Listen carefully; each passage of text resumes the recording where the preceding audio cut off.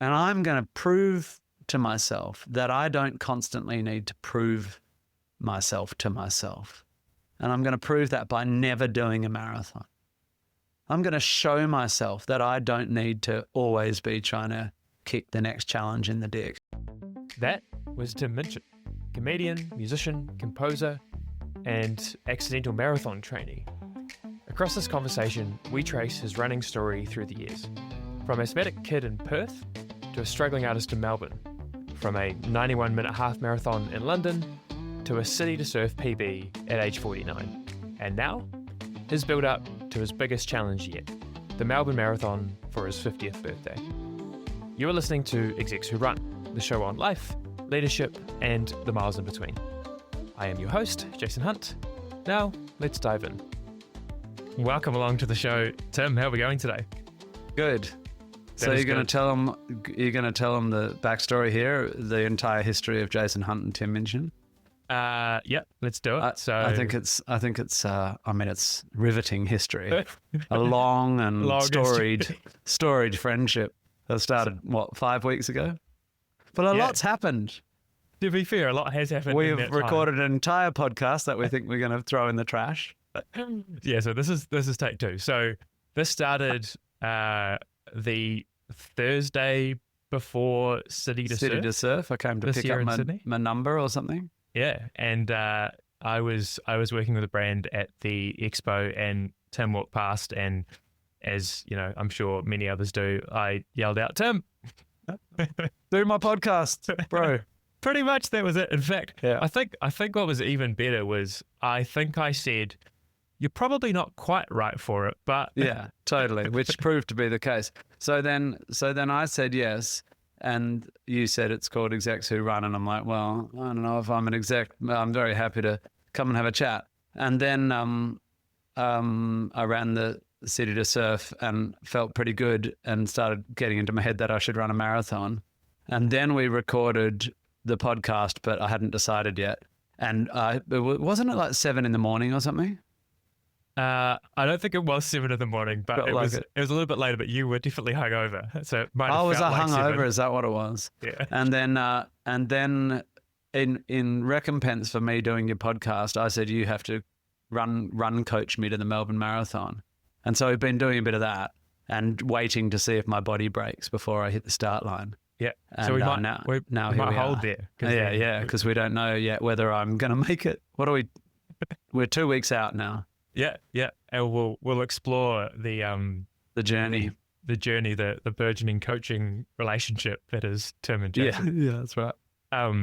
But what we might do is we might go all the way back to Tim's Perth life, and obviously it's because it's pretty seminal into you becoming a human, but also seminal to you and your running. So do you just want to take us through the kind of the early years of Tim Minchin, of your birth? Yeah, we'll start birth, there. Yeah. I have strong memories of my birth. Yeah, well, I grew up in a hockey family. My dad was a hockey player, and all my siblings, I'm one of 4. And but I was kind of a asthmatic, quite round, slightly one of these kids that sort of in and out of hospital, not in a terrible way, just like a bit allergic and asthma attacks. And I had a weird thing when I was young where I had some sort of paralysis for a couple of days, which is probably off the back of a allergic reaction on my granddad's farm or something over Easter in about 1980 or 82. I couldn't walk I remember being carried to the loo. And so, weird stuff. But because we're from a hockey family, I was playing from 5 or 6 and played all the way through till my late 20s. And somewhere I was always okay at it. And somewhere in my, going through puberty and stuff, I just kind of grew out of everything and became quite sporty, really. And my strength as a hockey player was always having a big tank. Yeah, right.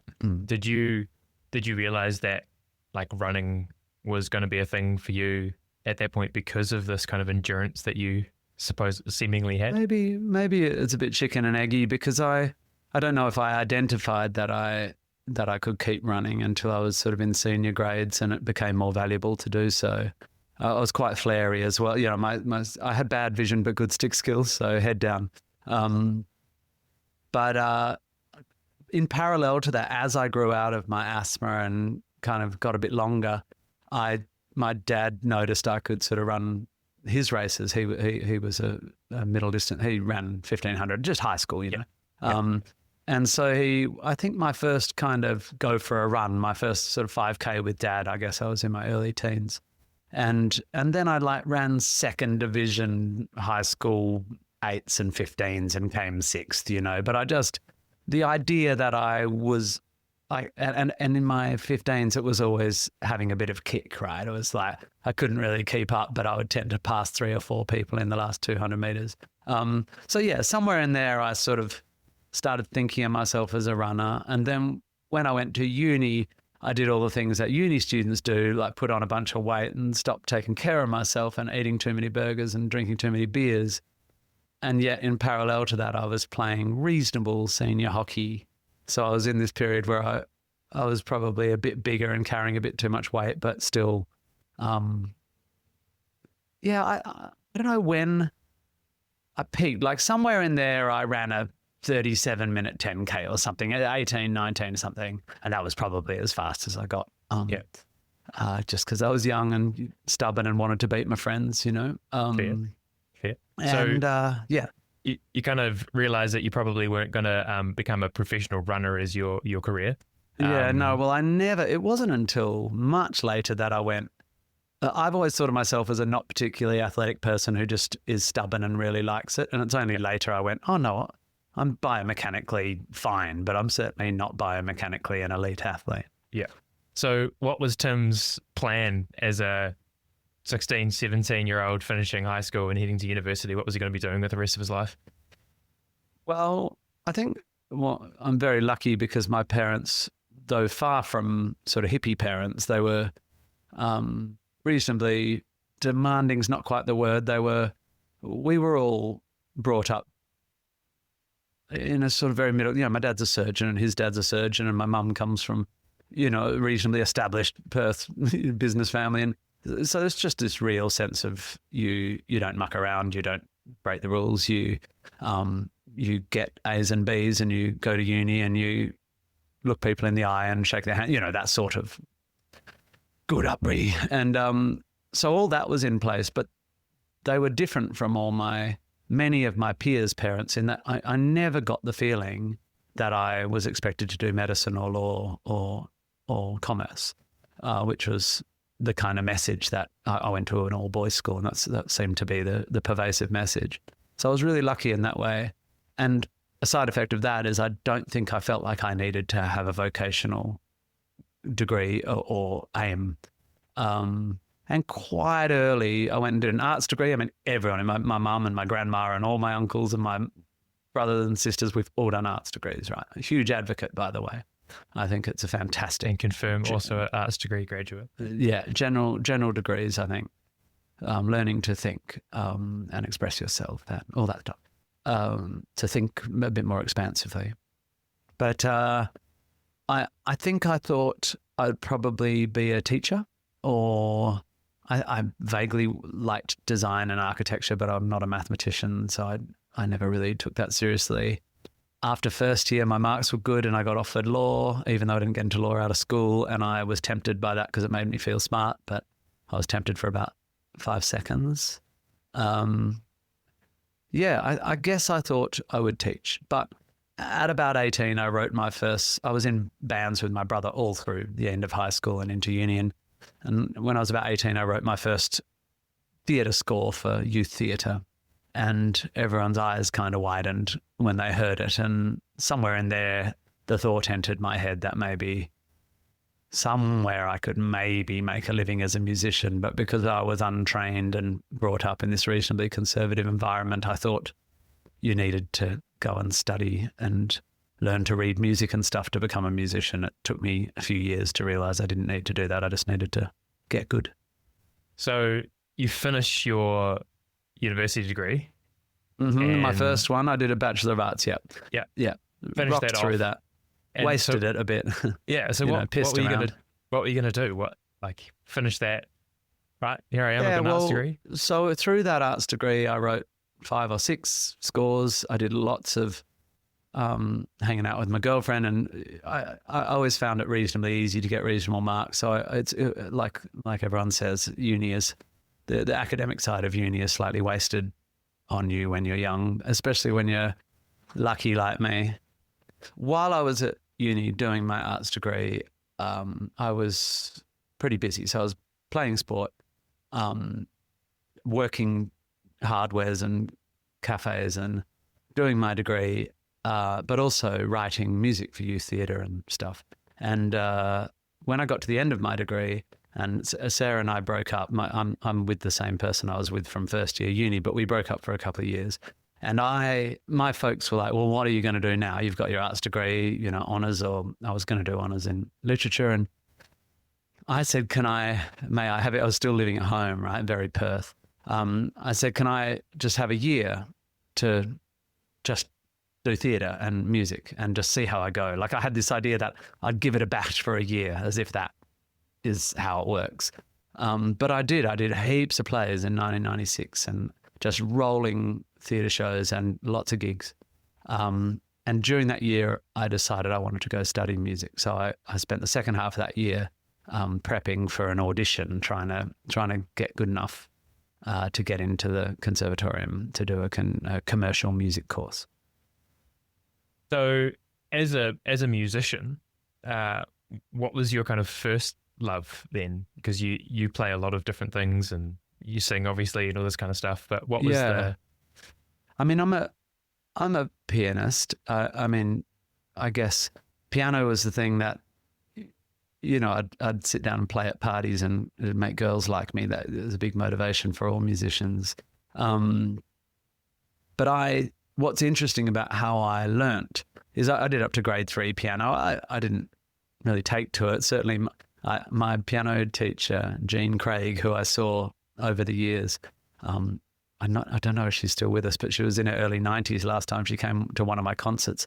And she always said, "Oh, Tim, I didn't spot it. I'm sorry. I didn't see the talent." And I'm like, "I don't think it was there, Dal. I just, you know, like I was just a shitty little, I don't think I displayed any particular propensity. I certainly, no one at school sort of, in anything I'm good at, actually. I did the school plays, but I wasn't the lead role. And, you know, I was a bit of a late bloomer. But the interesting thing about how I eventually became okay at the piano is I really learnt by writing songs. So once I figured out what the sort of chords were, I just wrote a song using the chords I knew. And then when I worked out what a slightly more advanced harmonic, you know, set of chords were, I wrote a song using them. And I just every time I learned something new, I'd write a song. So my instinct was always to write, I think. Okay. So let's fast forward to Melbourne. So you clearly did, like, you weren't going to give it a bash for a year because that's never going to happen as a musician. So we're probably a few years into you giving it a bash as a musician. Yeah. Well, I got married and moved to Melbourne in 2002. So that I'd been giving it a bash for 6 years by then. And by then, all my income and my life was music. It was just very unromantic wedding bands and piano bars and disco bands and original bands and Shakespeare in the Park and little plays and improv. And I was just living that life. Dude, given everything a crack, had you kind of landed on, or were you trying to work towards a particular outcome, a particular goal? Like, what was the thing you really wanted to be doing at that time? By the time I moved to Melbourne, one of the things I've always loved, which is acting, not that I was particularly dedicated to it and I never trained or auditioned to train, but I realized I was okay. And if you want to be an actor, it's hard. Staying in Perth is hard. So that motivated me. And I'd also made an album in my house with my brother, a sort of glorified demo, very glorified though, like sort of epic 15-track work with strings and horns and stuff, but not a huge, not amazing production quality. And I had sent that out to all the record companies. And globally, actually, to weird little record companies in San Francisco and England, and surprisingly had got quite amazing feedback, but all rejections. And so I went to Melbourne with an album, wanting to get a record deal or at least reinvigorate my my original project. And on the other hand, I thought I could act. And as a musician actor, I imagined there were roles for people like me in theatre companies in Melbourne, people who can play and act. I thought I'll take those skills to Melbourne as well. And I proceeded to not find any record company interest and not be able to get a single agent in the country to represent me as an actor. I want to segue back into what was happening with your running during this period. Yeah, so, I mean, I kind of never stopped running. The sort of my fitness and seriousness ebbed and flowed, and certainly there have been periods where I imagine there might have been 1 or 2 periods where I stopped for some months, maybe just weeks. But my running tended to correlate or inversely correlate to how well I was doing, as in if I was really busy and occupied, I would run less. And if I felt bad about how things were going, I would run more. I would use running as a goal. I've always been someone who needs a goal. And if I was struggling to find a clear goal in my career, which as an artist is half your life, is trying to go, well, no one else is asking me to work. How do I get up in the morning and know how to proceed, right? How do I want to be a hardworking person, but I don't even know where to point my energy, you know? And when you're that sort of personality, you want to be diligent. You want to pursue a goal, but you just don't know what the next step is. A good place to put that is into something else where you can set yourself a target and feel good about reaching it. Because you can imagine being a muso, like, I'm sure a lot of your listeners just think, you know, it's a sort of fun and it's a game for people who don't take life too seriously or whatever, and there's plenty of them. But I never took the dole. It never would have crossed my mind that I'm allowed to because of how I was brought up. I never got a grant. I just tried to make a living out of my music. And you have to imagine what it's like to go week to week without even having someone hand you a paycheck. A paycheck is like, thank you for doing a thing that we value. Here's recompense for a valuable thing you've done. Even if it's a crappy job, it is affirmation for a job well done. And absent that from your life, and it can be really hard on your mental health and stuff. And it's not a sob story because who the hell gets to be an artist? But I put some of that need for goal achievement into my running. And so when I was in Melbourne, even though it's the period of my life where I earned the least money and felt the most lost, that first year or two in Melbourne, I got running pretty quick. Yeah. Yeah. Did it feel like because, you know, as both of making yourself feel better about yourself as providing that challenge and accomplishing that challenge. Yes, yeah. It's also a coping mechanism, right? But did it feel and like a healthy coping mechanism for you? Yeah, I think so. I mean, I could definitely frame it as sort of self-flagellation for being a failure. And certainly a thing I love about, I do a lot of HIIT class. Now I'm older, until I decided I wanted to run a bit more this year, I've mostly been doing HIIT classes and combining my love of aerobic exercise with the stuff you're meant to do as you get older, resistance and stuff. But I just love pushing myself till I want to vomit. It just feels good. So I could frame it as a sort of toxic coping mechanism, sort of. But I don't know. Why not just have there's so little bad about having an instinct to kind of thrash yourself against your own limitations. The toxicity comes when you're like, what's wrong with you? Why aren't you like this as well? Why don't you, come on, mate, come on, lift up that rock. It's, when it becomes alpha male competitive nonsense. But if it's just pointed at yourself, and your own desire to prove yourself to yourself. I don't know, whatever the origin is, we can Freud the hell out of that, second child syndrome, whatever. But it's very functional and translates outside of exercise, obviously. And I'm sure there's a lot of your listeners who have this sort of personality. The instinct to demand of yourself something almost out of your reach and do it anyway, but, in a work metaphor parlance, bite off more than you can chew and chew like hell. And combined with that, a sense that, and this is the bit that maybe as you get older you need to work on, a sense that whatever you do, it's not quite enough. These are, as I say, things that Dr. Freud could have a field day with, but they're incredibly functional as long as you keep an eye on, as I say, pushing that out into your expectations of others and especially your children. I'm very keen that my children don't inherit quite my level of that's not good enoughness, Yeah.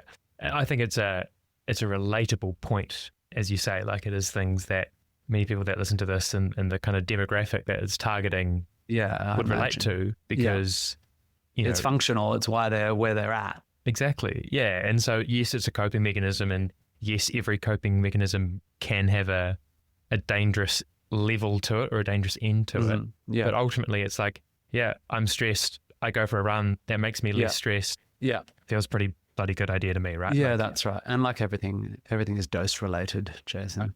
and also time related. So you're a lot younger than me, but I'm I turn 50 in a couple of weeks. And especially in my industry where, I've had some pretty public hits, like writing Matilda is a thing that many, many, many people would like to get to, and nearly no one does. No one.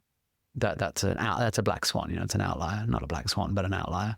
And it combined with these personality traits that we're discussing could become a new impossible bar that you chase again. Why wasn't my next musical as big a hit? What about I better write another hit? Interestingly, I don't have any of that. I'm incredibly at peace, and that's probably because my worldview is very a determinist. So I think it's all just luck, and I'm very happy that I got that hit and I don't need to chase it again.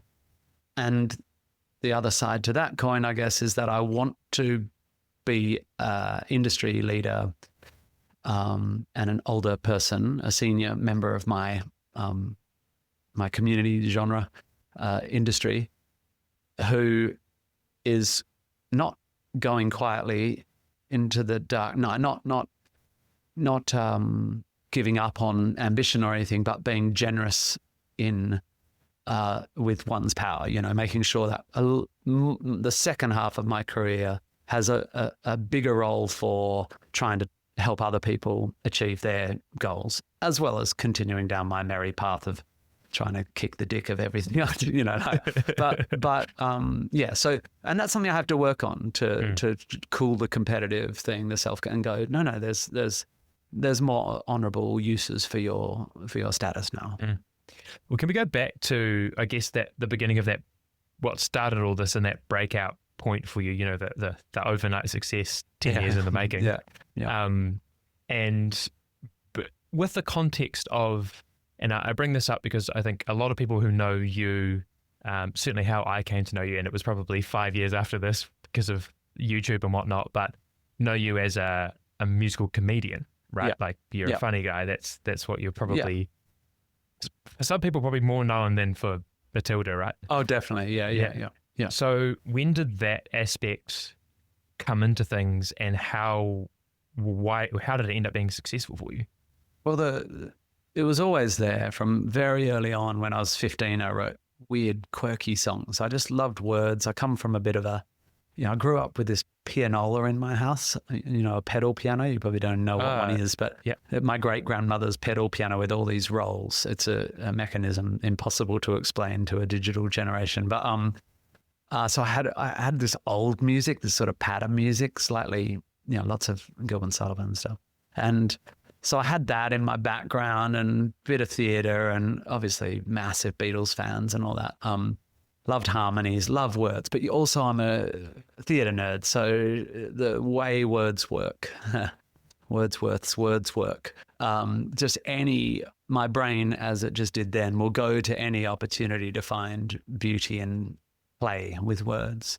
And so I was just inclined in this direction.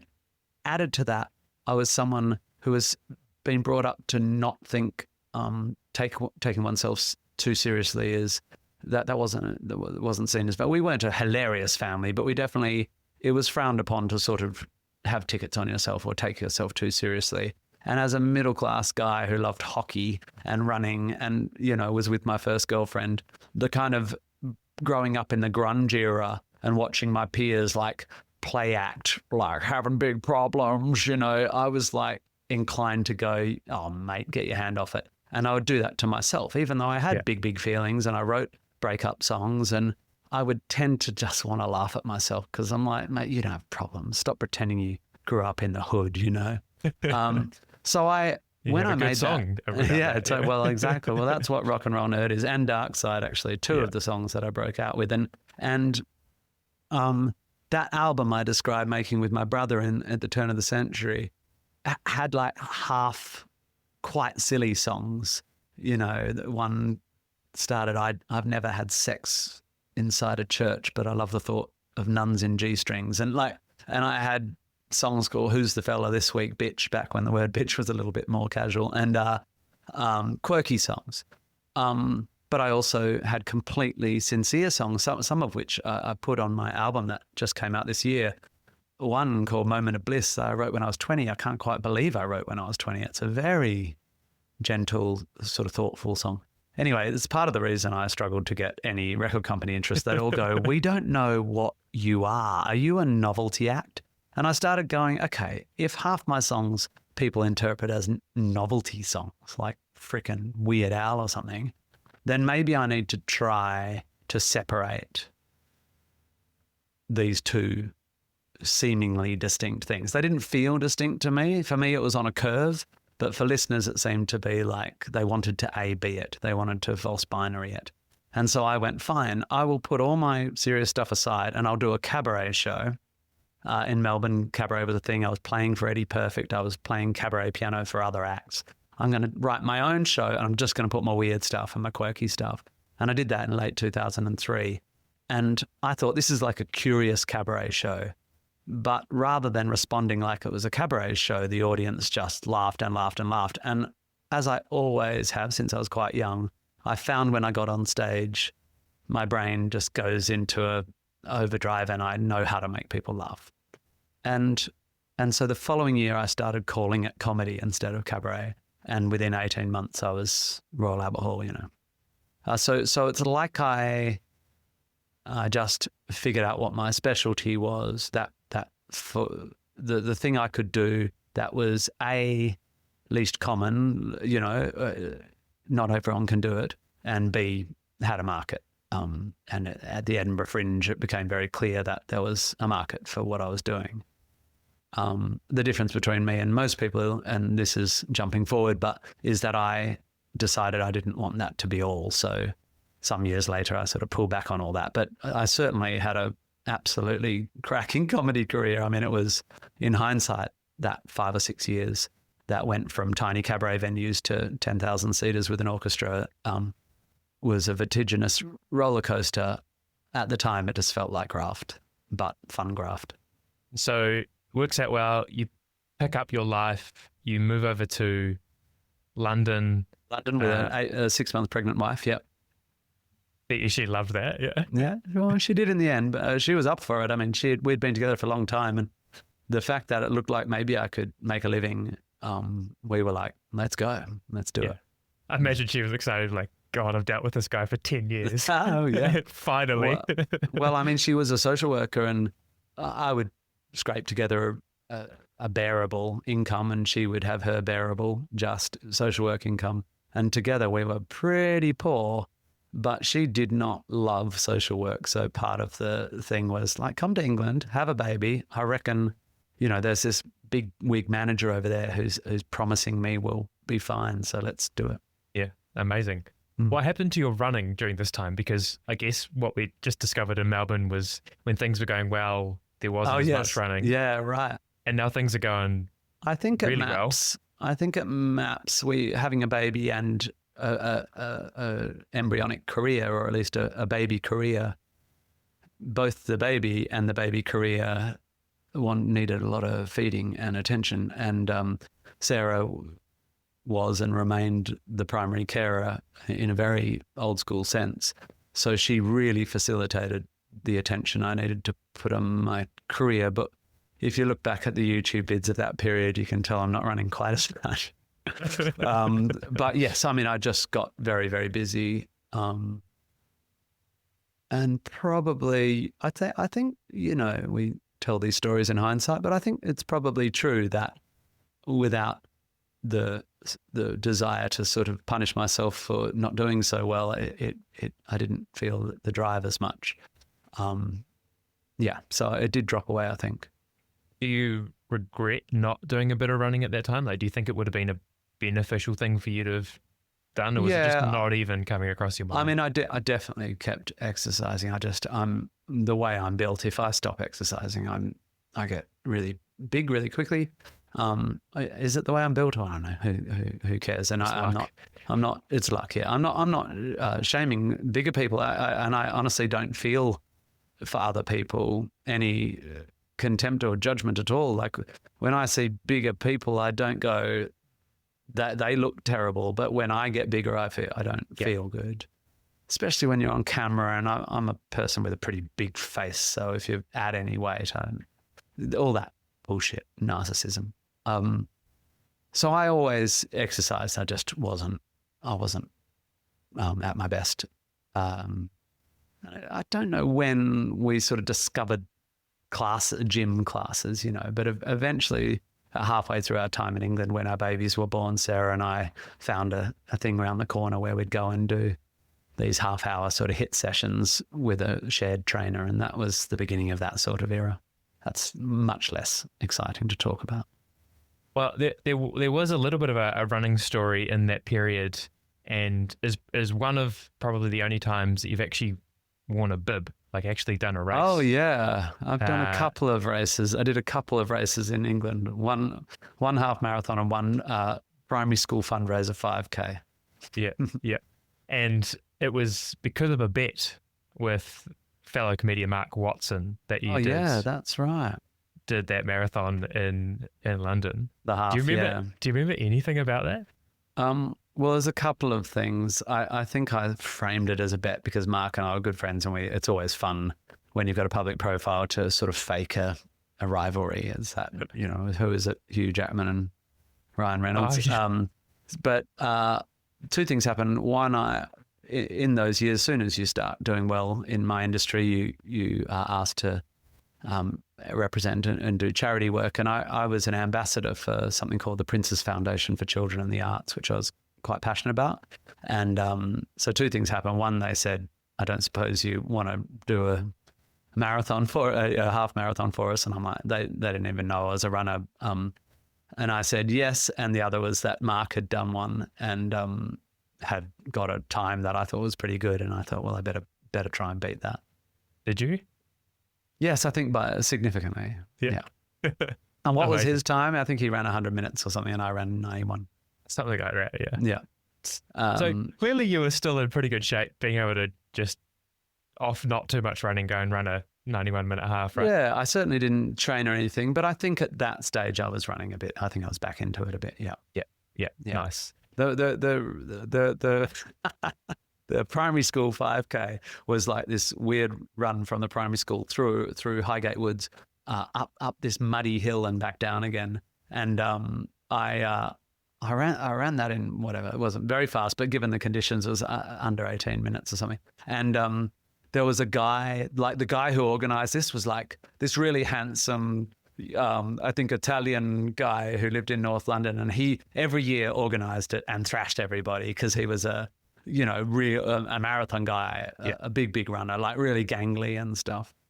So in my history of running, I got past him. I always had it, as I said, I got a bit of kick. So I kept in touch with him, and then in the last 500 meters, overtook him. So in my history, that was glorious, beating that strutting Italian.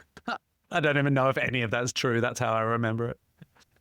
Well, all I'm hearing is that basically you're 2 from 2. Yeah, at this point in running events, that's right? Yeah. Winning is all about setting the conditions in such a way that it's possible or inevitable. Yeah, an imperious running career to date. Yeah, exactly. And it corresponds at the pivotal point really in your career with Matilda. Yeah, that's right. It's about then. Pretty incredible story. Do you want to take us through that journey? Oh, I mean, yeah, it's the condensed version. Yeah, it's the most told story in my life. But I love remembering it. I mean, again, that 5-6 years where things were just ratcheting up and up. At the time, it all felt reasonable. It didn't feel crazy because it was just sort of exponential. The venues just kept doubling in size, and I had an appetite for the work. But in the middle of 2008, I had a meeting with the director, Matthew Warchus, who I didn't know at the time, has become a very, very dear friend.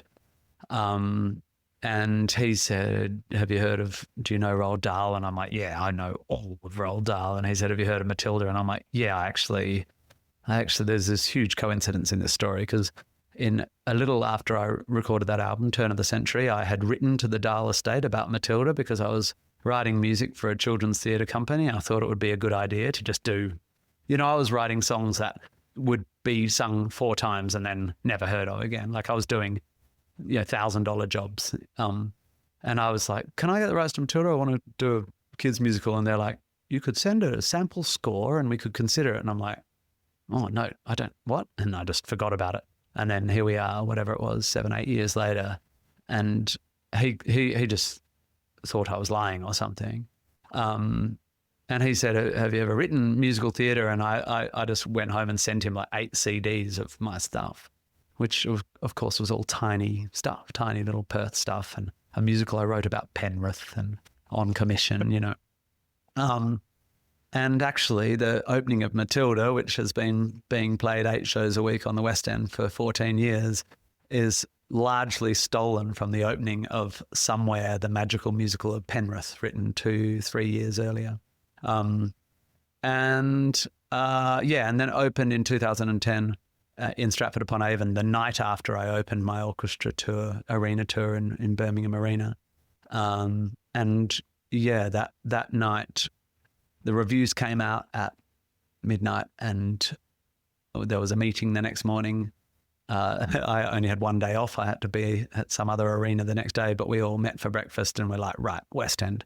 Who's the producer that's going to transfer it? What do we do? Blah, blah. What changes do we need to make? And it took a while to get to the West End in the end, but then it's sat there ever since. It's an awesome story. And yeah, it's a great show. In fact, it's the only show that I've seen. I saw it on Broadway 10 years ago now. The only show I think I've seen on Broadway, but it was a good time. It's pretty iconic. Yeah. Good job. Yeah.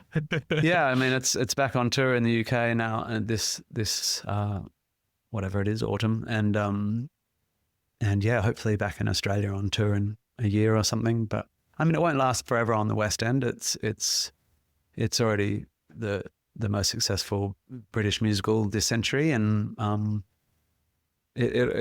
have to prepare myself for what life will be like when that closes down. But it's just been the most amazing thing for lots and lots of reasons, artistically and sort of culturally, and knowing that there are millions of children in the world who will, for the rest of their lives, remember that their first visit to the theatre was that show, and the lessons about autonomy and taking control of your own story, and books and reading, and the power of stories, and the lesson that it gives to little girls about standing up for yourself, and all these things that I feel very proud of, but also the artistic freedom it gave me.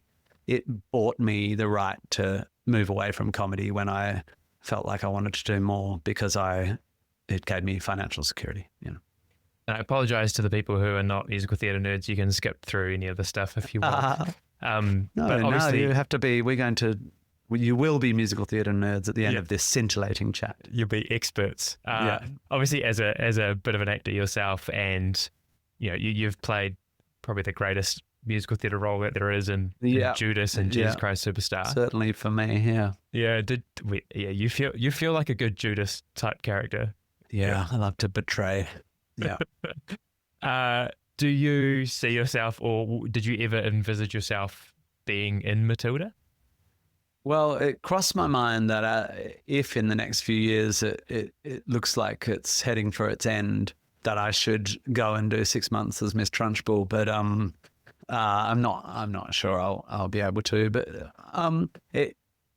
unlike Groundhog Day, which I wrote with a kind of actor like me in mind, an actor who could really do sincerity, really do comedy, and have a quite high range.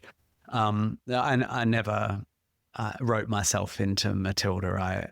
My favourite roles in Matilda are Matilda herself and Miss Honey, and I don't think I'd do either of them very well. Yeah, you might be a little bit past it for Matilda. But, yeah, that's right. A bit tall. The hair could probably pull off Miss Honey. Oh, hair's fine. Mm. Yeah. All right. So it's not a little secret insight that we might there might be a special guest in the Australian tour. Not that I know of. I might even be getting a bit old for Miss Trunchbull. Mostly over 50s pull a hammy when they have to jump that. They have to jump a hobby horse or whatever you call them, and then do a somersault onto a mat. And every time we cast anyone about at my age or older, they ping something. God. So a few years later, you probably have one of the more difficult moments in your career. And I want to talk about that a little bit, but I also want to get back to that piece around running again and see if we see this kind of continued theme as you go through. So do you just want to explain a little bit about what was happening with Larrikins and what your kind of running life looked like around that? Yeah, well, the trouble with Larrikins, so I after Matilda, I realized that I sort of got a huge affirmation that my ability to tell story in song was not the most common thing in the world. And so I did a deal with DreamWorks, a development deal with DreamWorks Animation. And for a couple of years, they were looking for a project for me. And eventually I met Harry Cripps, an Australian who had written a show called Larrikins. And I was like, oh no, this is going to be like an Aussie, like everything I hate. I'm not hate, but I'm not the person for parochial Aussie stuff. That's not what I'm selling. I've never been a comedian or an act that is quintessentially Australian. I don't think. Except my instinct for being an iconoclast, I suppose. But anyway, I read the script and it was absolutely gorgeous, and we started working on it. And then I wrote a bunch of songs, and eventually, through that development period, the director that was attached to it, the producer that was attached to it, started saying, "You should direct this. You should." And I was like, "Ha ha ha ha." And then she's like, "No, you should direct it." And slowly that thought wheedled itself into my needy brain. And I thought, yeah, I could direct a $100 million animated film. And so in the end, once I realized they were serious and that I would have a co-director with animation experience, I said to Sarah, actually knew what they were doing. Yeah, that's right. A minder. A collaborator. A minder. Sarah, I think that in hindsight, that was a bit what it was. But I said, Sarah, like, we don't want to ever leave London. We love it here, but we don't want to stay here forever. We don't want to be expats forever. We want our kids to grow up near their cousins and all that. Maybe this job is the thing that will tear the Band-Aid off, and we'll just go to LA for 3 years, do this project, and then we'll be out. We'll be moving west, and we'll keep going from there. So that was what it was about. It was an opportunity. It was something different. There was a little bit. I was getting quite well known in England, and I thought that's maybe not the best thing for my kids. The other route was like, get your own late night show, tour more. I'd hit this huge, these huge venues. Tim Minchin late night show would be great. Well, we workshopped various ones. I was in a couple of sitcom pilots. I had a couple of scripts written for me, but somewhere in my head I thought, it's having a famous dad's not the best thing for kids. And I thought, I'm a composer lyricist, I'm a storyteller. I don't need to be in front of the camera all the time.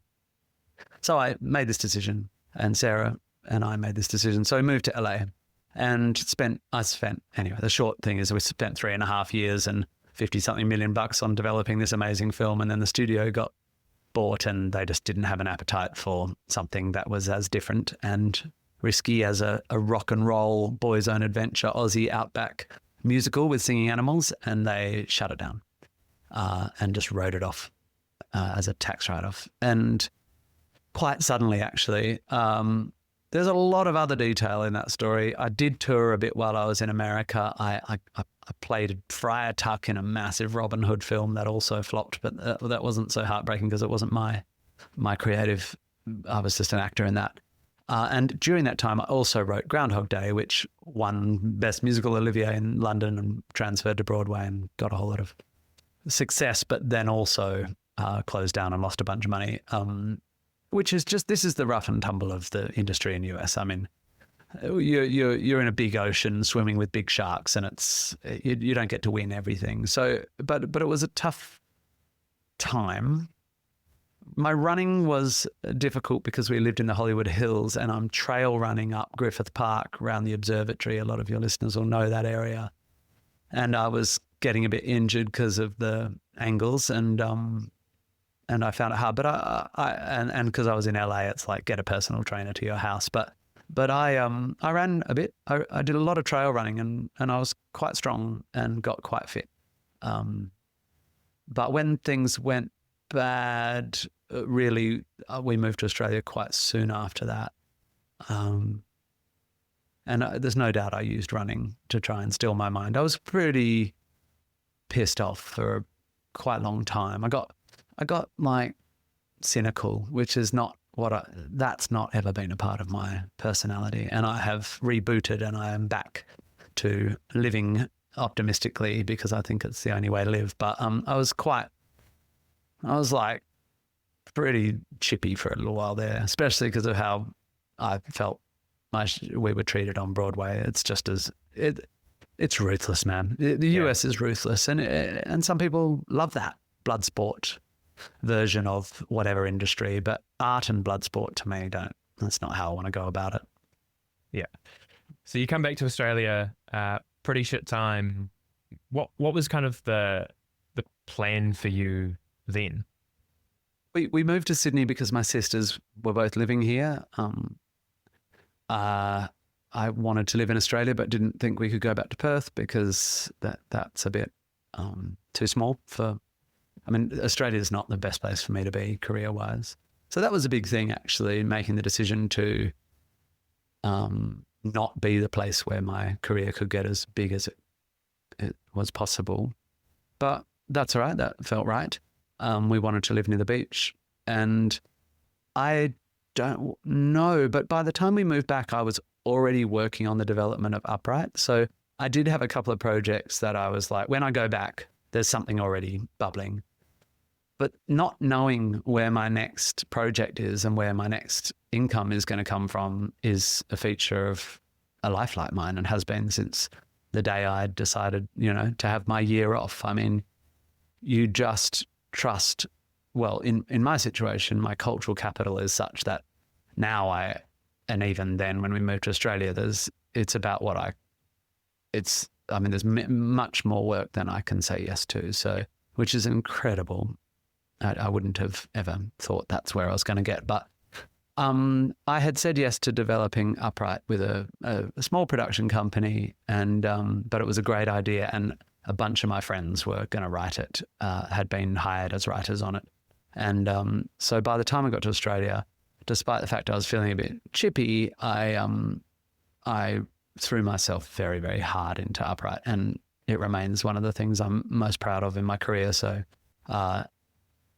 in hindsight, that kind of tough time at the end of America, all those feelings and all that need to make something that doesn't get shut down, and my slightly unpacking how you get through those periods of your life, it's all in Upright. If you watch it, you can see me sticking the themes of overcoming hurdles and feeling a bit grim it's all in there, Which is an amazing privilege of being an artist is you get to put your feelings into your work, which is not always appropriate when you're a CEO of a, petrochemical company. Sir Jim Ratcliffe gets a mention on the podcast. That was unexpected. Are you a runner?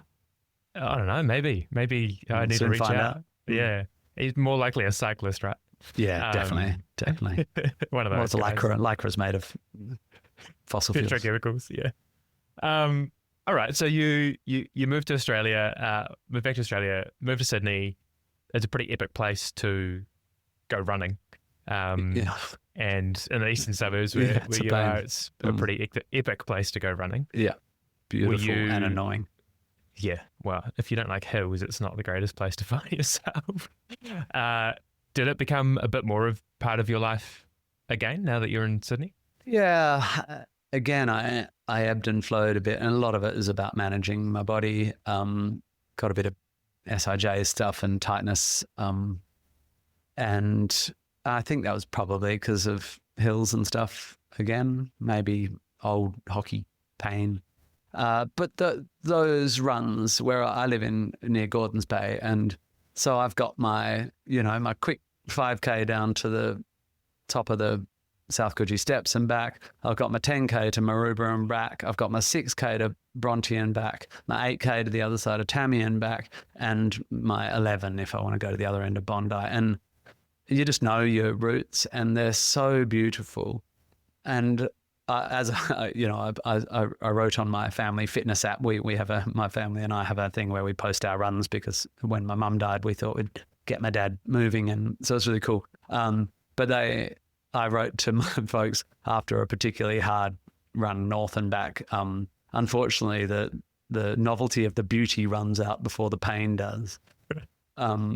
So because you're always like, this is fantastic, and then you turn around at Bronte and have to come back up that hill, and you think, ugh, I don't care how pretty the cemetery is. This sucks. I'm going to Senny Park next up. Wow, like there is really no other place to run other than Centennial Park, is there? That is just well, it is now. I just hop in the car, and now I'm sort of trying to train a bit. There's just no point doing stairs and hills when you're just trying to do the opposite of that. I'm trying to get relaxed and not injure myself and get into a rhythm and run consistent times and all that. So yeah, San Antonio. I've just discovered Iron Cove. Sorry, this is very Sydney centric for your non-Sydney listeners, but that's a fantastic 7K circuit. Brilliant. It is very, very popular spot as well. All right, let's fast forward, get slightly closer to present day. To the thing that changed my life, meeting Jason Hunt. Yeah. So I hope it was. I hope it was a seminal experience. If I die in the next 2 weeks, we will look back and say it was a seminal experience. It may be my fault, but yeah, totally. I mean, that's seminal. Cause of death is seminal. So you run City to Surf, and you run a pretty good time. You just over. Well, we're talking. It's all relative, but yes, I thought I'll try and run under 70, and I ran close to 60. Yeah, which I was surprised by, because it's pretty hilly, and I'm just a sort of stocky 50-year-old hobby runner. Yeah, and so in the first episode that we recorded, and maybe that goes to the trash, yeah. Well, I was going to say, if listeners like this one, there might be like a special release of the original one that comes out. Yeah. But we were discussing your running a little bit, and what I want to get into here before we get into the ultimate piece is whatever is going on in your head where you're like, nah, I'm never going to run a marathon, to literally in a few days in a conversation later, maybe I'll run a marathon. Yeah, that's right. I have maintained that. So right back to the beginning of this conversation and talking about the possible toxicity of not knowing how to give yourself a break, and the negatives of a personality trait that doesn't feel good about oneself unless one is achieving something. It's an unpeaceful way to be, and I'm aware of that, and I've always been aware of that. Since I was quite young, I noticed that I wasn't happy when people weren't clapping me, and I thought, that's no good. I need to be conscious of that. And I have been, you know, as we've talked about, there have been times where I've pulled back from a potential fame and stuff because I've always been conscious that not everything you feel is valid. And so when it comes to running, when I ran that half, I loved it so much, but, you know, I was sore for a month and, well, maybe not, but it just felt my hips, and I thought my body didn't want to do that. Like my brain did, and I loved it. But the next day I thought that's not what my body needs. And so I thought, well, people, when they get older, you know, people like me, they all run marathons. And I'm going to prove to myself that I don't constantly need to prove myself to myself. And I'm going to prove that by never doing a marathon. I'm going to show myself that I don't need to always be trying to kick the next challenge in the dick. I'm going to show myself that I don't need to do a marathon like some midlife crisis saddo. And I failed. Well, at least we'll see. But I've failed. Yeah, I think I want to do a marathon. Yeah, I was going to say, how's that going for you? It's not going that well. Shit. And I'm feeling pretty sore now because I ran 32 Ks on Monday, and I really enjoyed it. But I still don't know if it's what my body needs, but it is what my heart desires. Yeah, so we've been trying to figure out how to turn you into a professional marathon runner in 6 weeks. Yeah, well, that was the trouble. I decided with 7 weeks to go. I went after the City to Surf. I went, well, maybe I will do a marathon. I looked up Sydney, and it was the following week. I thought, probably not. But Melbourne was 7 weeks off, and it's the week of my 50th birthday. So I thought, well, God, fate wants me to run a marathon. It feels meant fate to and be, Jason. Right? Yeah, sorry about that. Yeah, and I am moving well, and I wasn't just City to Surf. The reason I ran a good City to Surf is I just did this huge UK tour, like 36 shows over 7 weeks in big venues, and it's the sort of thing that used to just trash me. You know, I would get to the end of those tours like inevitably having got a flu and had to claw my way through the back end of the tour, and I'd drink too much, and I'd be hanging on by the fingernails, and I'd just get across the line, you know. And this tour, I just was well, and I looked after myself. I had a few band members who were, like a couple of girls from LA joined my band, and they're both vegans and didn't really drink. And everything was more settled. And I just went, I'm going to get my running chops back. So even though I wasn't training for a marathon, I've been interested to note that my body at 49.9 is performing in a way that is better than it was 10 years ago. Maybe because I got a bit less weight, but I don't know. I'm just like, I'm running okay. So here we are. And to turn this into a little bit of a coaching conversation as we carry on. Hit me. So over the past, it must be like 4 weeks now, right? 3 weeks. We've still been pretty up and down, haven't we, in terms of, feeling good. That niggle was maybe more than a niggle. I'm not sure where I'm at. My right leg seems to be passing around pain. There was a left anterior tendonitis, something, and then the right hamstring, and then a lower back spasm, and now my hips. But I look, and I meant to say this to you when we were texting earlier. I mean, I think basically after the long run I just did, I think I'm probably, with the adrenaline of the race and proper fueling, I'll be able to run 42 5-minute Ks. That's my goal. And I think I'd probably do it without much more training. And I think what I should spend the next 2 weeks doing is a bit of bike, maybe 3, 4 10K runs. Maybe I should do a 15 or something, but I think basically I should just rest my legs for 2 weeks. Yeah. What do you reckon? Coach approves. We're into the taper now anyway. So yeah, right. Exactly. Yeah, given your body's a bit temperamental at times, doing less now is, we're not going to get you fitter. So we'll no, probably not. I really love, but before we started training, I had my 10K down to closer to 42 minutes or whatever, and I was like really enjoying that pace. I love sitting around there. But that's not what I need now. No. What do you, and this is probably a good thing for listeners in terms of like some people who might be thinking and looking at their first marathon. And, we've discussed the fact that you have a 30-year plus running history, right? You've been somewhat consistent. So that is a massive piece. I've run a lot of kilometers in my life. Yeah, for sure. And I think, we when we spoke, when we started, that gave me a lot of confidence to go like, I'm pretty sure you're going to be able to do this fine. To get around the course, yeah. Yeah. What are you apprehensive of as you look to tackling this 42Ks? I guess there's a layer that not everyone has in that I got a late entry into Melbourne by signing up with Beyond Blue, which I'm really proud and stoked that I get to do because I think they're great. And I just paid the money that you need to so-called raise. I just paid it. But I do want to make sure I do my job for Beyond Blue. And when you're in my position, that means, of course, I could do a lot, so on Monday, I put it off as long as I could because I didn't want to get injured. The layer that not everyone has is I look like more of a dick if I say I'm going to do a marathon and fail. Not that I mind looking like a dick at all. In fact, performing vulnerability is very much a part of one's job, I think, as a chap in this era.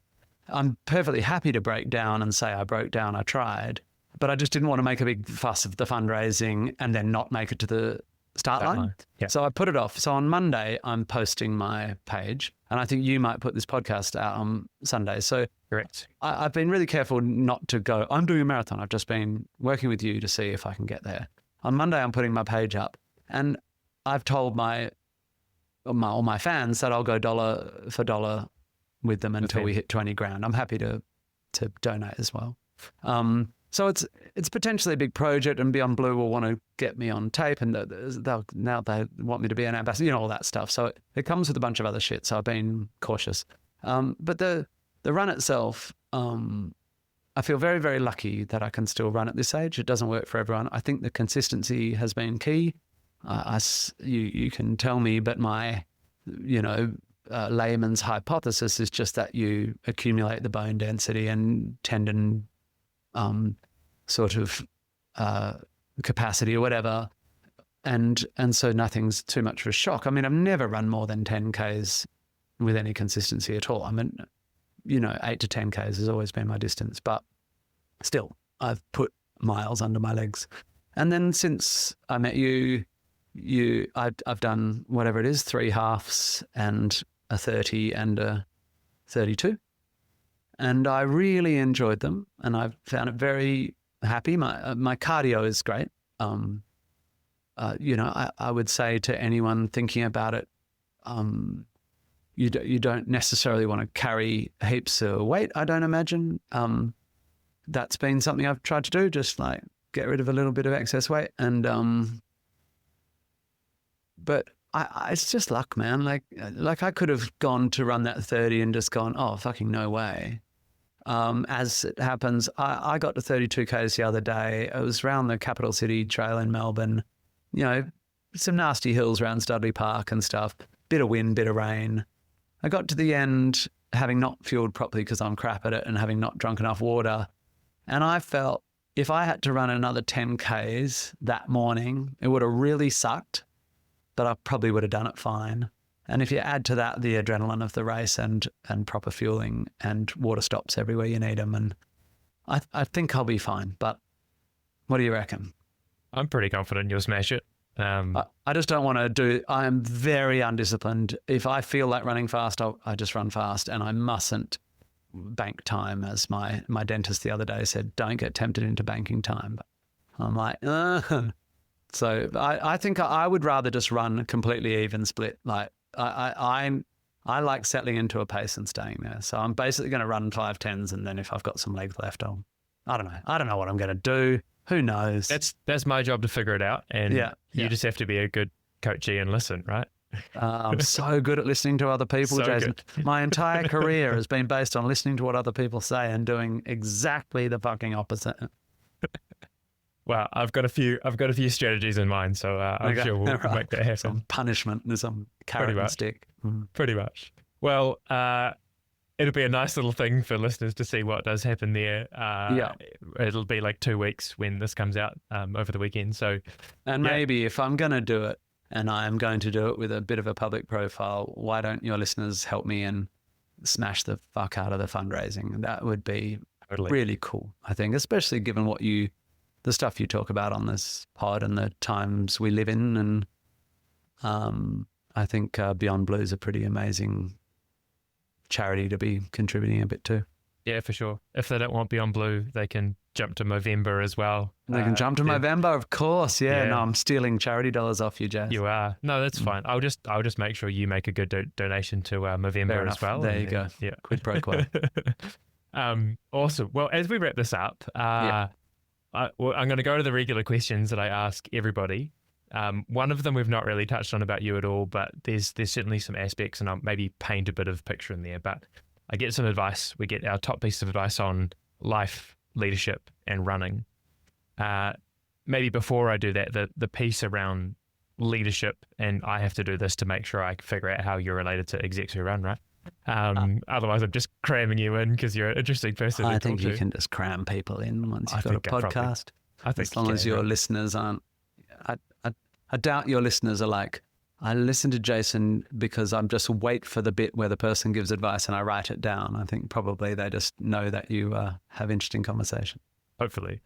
But like leadership is a big part of what you've done throughout your life, whether it be, directing a show that doesn't end up happening or, dealing with a million-piece orchestra when you're touring or whatever it is. There's always aspects of you as a leader of people, but also as a leader of ideas or just the influence that you then have as a public figure, right? That is a leadership position that has to be. Yeah, increasingly I am asked to speak to various topics in front of various people, including corporate leaders. And yesterday I was at the Opera House doing a speech in front of a lot of politicians and policymakers and arts leaders. And yeah, it is increasingly a part of my job and increasingly something I have a rhetorical skill set that I'm hoping as I get older I can apply for good purpose. Yeah. Well, maybe we start with the leadership one there. Like what would be your piece of advice from your perspective? And it's a different view than maybe other listeners I have or other guests I've had, but what would yours be? Well, I won't try and pretend I have clear advice. I mean, there's no doubt the leadership I need to show is a very different sort of thing. I mean, on the one hand, something I'm very, very sure of is that modeling behavior as a parent, as a singer, a lead in a play or a director on a movie or the act when you're touring with 50 orchestra players, you give people below you, in inverted commas, the cues to what sort of culture you want. And I know there's data that shows that you can have a successful company by being with fear as your main tool, and you can have a successful company that's really horizontally integrated and there's no sense that, anyone's scared of anyone. I don't know how that all falls out, but for me, watching how artists respond and people, it will trickle down. If the people at the top are having tantrums and being selfish and losing their minds and not treating people with respect, then it gives the next layer permission, more than permission. They feel obliged to act like that, and it just goes down and down and down until the very bottom are fighting. So I think, especially in my industry, artists are expected to have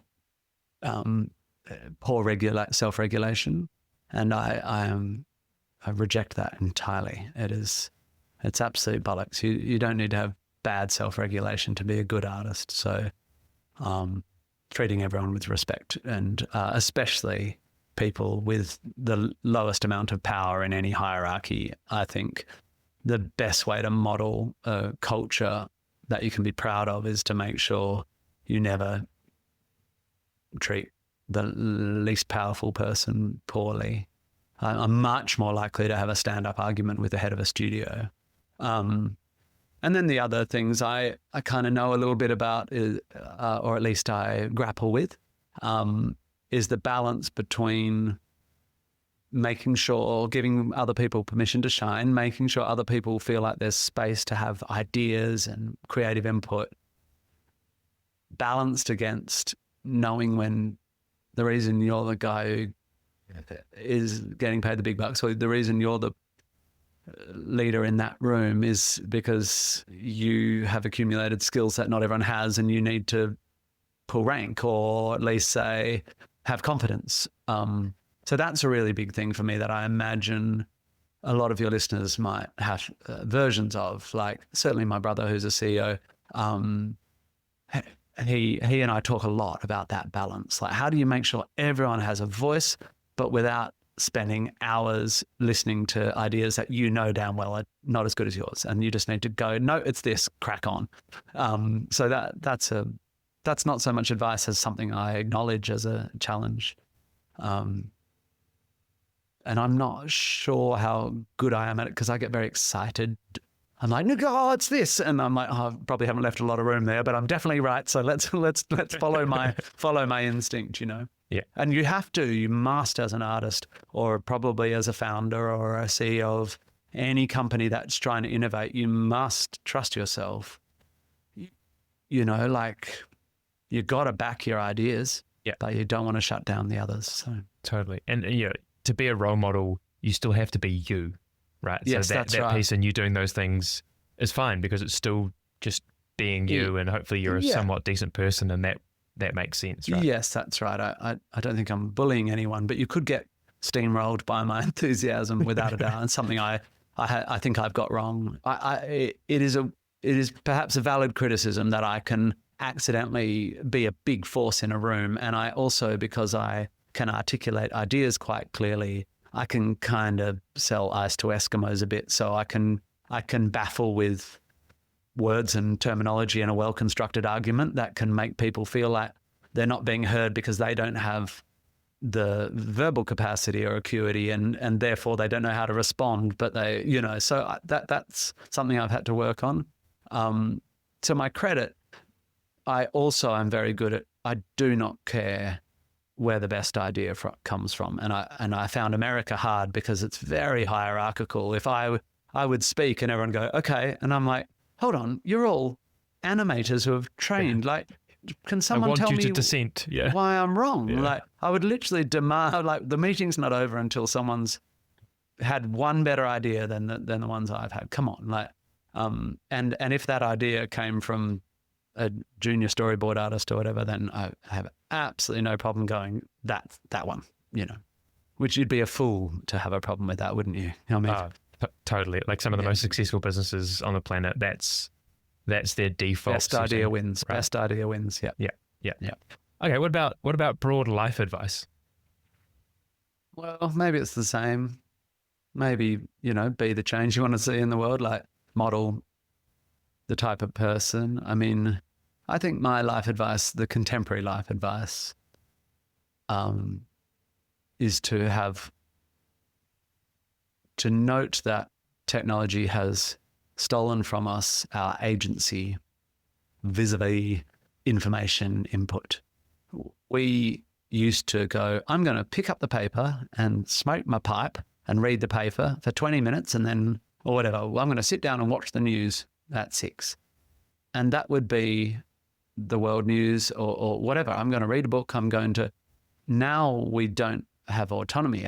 We have been addicted without even knowing we were taking a drug to information. And now look, many of your listeners are smarter than me, so they won't have ever got on social media. But for those of us on social media or who have news apps that send us alerts or just pick up our phone and look at, whatever, we are not really choosing when we get a glimpse at some horror overseas or some, that loss of agency over when we take on information is causing great harm politically and emotionally across society. So a big thing that I've done in the last couple of years is wrestle back my agency. I now read the news a little bit when I'm ready, and I'm not caught in this trap of information that's basically being fed to me because an advertiser wants me to be on their site, Yeah. I know that seems really discreet, a small thing, but I think it's huge. It affects how good a boss you can be, how good a dad you can be, how good a partner you can be, or how good a mum you can be. It's really a scourge, I think. I think it makes sense. I can certainly see that in my life as well. But so having that control over the information that's coming in, it's not saying don't get the information, because to be better and to change things and whatnot, you need the information, but Yes. you can be controlled about the consumption. Well, and of it. why are we victims of the algorithms that you're getting fed information that will make you upset? That's why you're being fed it. The whole of media and social media is just rage bait, and so we all get told what to focus on. We're not choosing what to focus on, and it's really up to us to take that power back, because until we just refuse to go on advertising algorithm run sites, it'll just get worse and worse, and we'll get more and more angry and divided, blah blah blah. That's my pet subject. I asked Tim before we started, What's the thing you can go on about? and that was that. So stay tuned for. I did quite well at keeping it short. You did. I was like, stay tuned for a 2-hour feature on Tim's Me. view on the world. Yeah. Yeah. Wait till they get into AI, man. We'll be So lucky if we're all still here in 2 years. Final piece. Yeah. Running. What's your running advice? I mean, it's like my advice for jobs and music is love it. You just remember you're here to love it. I mean, yeah, I don't know whether that's advice. It strikes me. Well, here's another way of putting it. Like, count your blessings is a better way of putting it. I mean, it's very easy in life to notice what you don't have, especially in the way we consume media and stuff. And it's, for me, with running, I've got better as I've got older at really trying not to catastrophize when I have an injury or whatever. That's part of running, is sometimes you can't. I used to go, oh no, if I don't, I'm going to be miserable. Now I just go, okay, well, I'm going to have to go on the bike or get in the water or whatever. And the flip side of that is to, when I'm moving well and I'm enjoying my running, just being really present to how lucky one is to have a body that moves. Because, I mean, I'm working on a thing now with disability advocates. I mean, nothing, we take for granted so much. And so I try to be really present to what an absolute blessing it is to have a body that will do this, and hopefully do it for a few years yet. Sure. We'll get you for a few years, as long as we get you through the next couple of weeks. Through Sunday the 12th. Yeah. Well, thank you so much for coming on again. It's been Pleasure. Great to have another chat. Yeah. This isn't a pluggy podcast, but we won't call it a plug. We'll call it a public service announcement. What have you got coming up? What can people... I mean, I'm touring my big 20-year anniversary show called Songs the World Will Never Hear. And it's the show I toured around the UK, and I'm doing 3 palets from October 31st and I think Sydney 29th of November at the ICC, and all around Australia.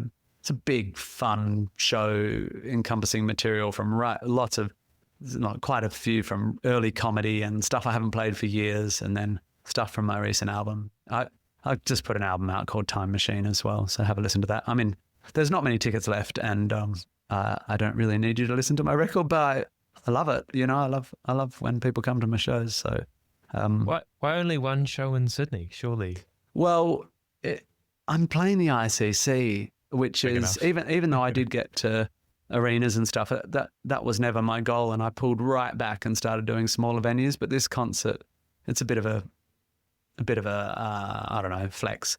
So ICC is almost 8,000 seats. So, I mean, I'd love to be someone who can sell 2 ICCs, but I'm also a bit saturated in this market. I did a solo tour last year and a book tour as well. So It's doing too much. I think I'm doing all right. Yeah. So what you're saying is no one's going to listen to this podcast because they're all sick of hearing the sound of your voice? Or? Yeah, totally. I mean, no one is as sick of my voice as I am, but I don't know. Some people find me interesting. Some people find me unbearable. It's just something you have to get used to. That's the world, isn't it? Yeah. Amazing. Well, obviously we will chat over the next little while. Looking forward to seeing how it goes. See you on the app. I'm not doing anything today, Jason. Is that right? I mean, I should get on a bike, but I think I've run out of time. No, I think I'll give you a pass today. Yeah. Thanks, man. Amazing. Right. Cheers. Cheers, Jason. Thanks for listening to Execs Who Run. If you enjoyed this episode, please follow or subscribe wherever you get your podcasts. And better yet, share it with a friend or colleague who runs as well. You can find more stories and episodes at execswhorun.com or follow us along on Instagram or LinkedIn. Just search Execs Who Run. Also, you can join our Strava group to connect with other listeners on the run. Thanks for tuning in, and I look forward to bringing you the next conversation very soon.